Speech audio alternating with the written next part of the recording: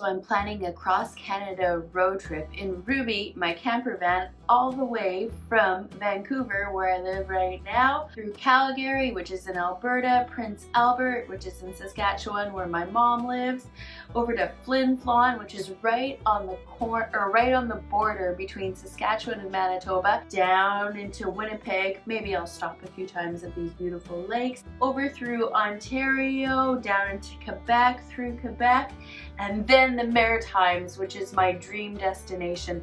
I can't wait to see Nova Scotia, New Brunswick, PEI, and Newfoundland. So I thought I'd show you a little bit of Deep Cove, as well as give you 10 road trip theme ideas for your next vacation or holiday. So the number one tip for me is different types of arts and culture. So here in Deep Cove, we have a local artist corner at the grocery store. You can go to the Deep Cove Cultural Center if you are actually going to Deep Cove. Art galleries, craft shops, glass blower studios, pottery and painting studios, open air musicals, theater productions. Second category is something that involves education and learning.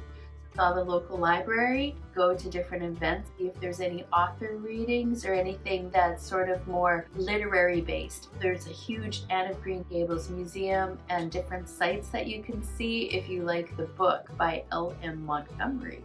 And in New Brunswick, there's a night photography course that you could take at Hopewell Rocks. You could do something that's kind of an education and learning tour. When I asked for tips online, one of the biggest ones was foodie road trips. Here in Deep Cove, we've got this really popular, in fact, some would say world famous donut shop called Honey's Donuts. Finding the little local joints, blue plate specials, food trucks, ice creameries, diners, Schwartz's Deli in Quebec. I don't even like meat, but their smoked meat sandwiches are mwah! By local British Columbia. That's our little old Park 8 farm market. Farmers markets is a great part of a foodie tour. Fourth category is health and fitness. Kayaking in Deep Cove. I feel like I'm doing a commercial for Deep Cove, but really this is just where I live and this is where I walked today, so I was just snapping pictures everywhere I went. There's hiking, there's biking, there's swimming, there's golfing. When I'm on a road trip, my favorite thing to do is to go swimming, because then I get a shower, which I don't have in the camper van,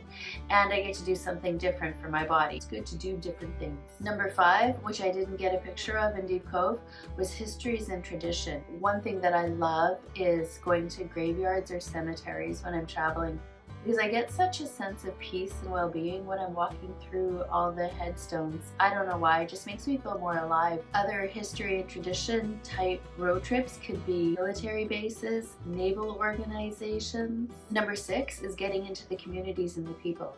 So one of my favorite things to do when I'm on the road is to look at the different bulletin boards and the community events that are happening. And if there happens to be something like yoga or some sort of a star watching lecture, I love to go to do stuff like that. I went to a thrift store in Port McNeill, BC, and I met a sailor, and she invited me over to her berth and gave me a tour of her sailboat. It was amazing. This is their kitchen. Can you believe that? Isn't that stunning? That's on their sailboat. And I met her at a thrift store. So getting involved in the people and community can be a great theme for a road trip. This isn't exactly a good representation of my category number 7, nature and wildlife, but I have gone in Saskatchewan to a hobby farm tour and also in Alberta to a ranch, a working historical ranch tour. Those were so much fun. Alpaca farms, dog sledding tours, botanical gardens, eco-friendly organizations, wildlife sanctuaries. 8 is religious and spiritual type organizations or visits. When I was in Dubai, I went to a mosque there, the Blue Mosque. I got a lot of information on Muslim and the Muslim traditions and religion, and it was fascinating. The 9th type of road trip tours, going on different free guided city walking tours, just walking around and being in the place without necessarily looking for things to do, can be an amazing way to really experience the different environments. You could also look for historical statues, outdoor murals, outdoor art exhibit, notable city attractions and events. This was the sunrise at my place this morning, and it's the 10th category of road trip tours, extraordinary surprises and miracles.